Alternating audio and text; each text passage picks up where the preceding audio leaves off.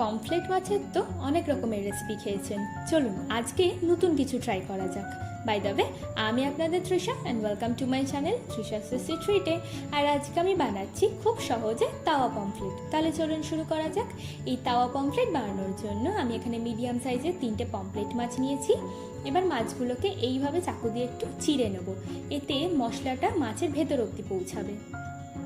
এবার এর মধ্যে আমি দিচ্ছি স্বাদ মতো নুন আর অল্প একটু লেবুর রস। এবার এগুলোকে ভালো করে মাখিয়ে আমি কিছুক্ষণের জন্য রেখে দেবো। এতে মাছের যে আষ্টে গন্ধ এটা কিন্তু অনেকটাই কমে যায়। এবার একটা প্লেটের মধ্যে দিচ্ছি পরিমাণ মতো সর্ষের তেল, হাফ চামচ মতো কাশ্মীরি লঙ্কার গুঁড়ো, হাফ চামচ দেব হলুদ গুঁড়ো, দিচ্ছি হাফ চামচ জিরে গুঁড়ো, হাফ চামচ ধনে গুঁড়ো, হাফ চামচ মতো গোলমরিচের গুঁড়ো, 1 চামচ মতো দেব বেসন, দিচ্ছি স্বাদ মতো নুন, স্বাদ মতো দেব চিনি, হাফ চামচ দেব আদা বাটা, হাফ চামচ রসুন বাটা আর দেব 2 চামচ মতো টক দই। এবার এই সব কিছুকে আমি খুব ভালো করে মিশিয়ে নেব।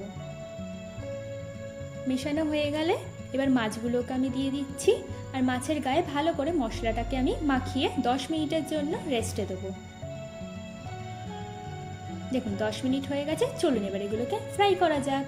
তার জন্য প্যানের মধ্যে দিয়ে দিচ্ছি সর্ষের তেল আর তেলটাকে আমি খুব ভালো করে গরম করে নেব।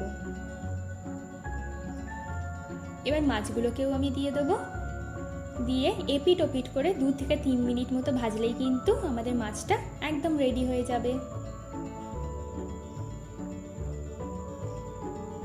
দেখুন আমাদের মাছটা কিন্তু একদম ভালো করে ভাজা ভাজা মতো হয়ে গেছে। চলুন এবার এটাকে সার্ভ করা যাক।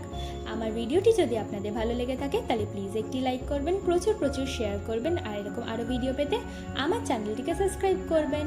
এই রেসিপিটি কেমন লাগলো আমাকে অবশ্যই জানাবেন। টাটা।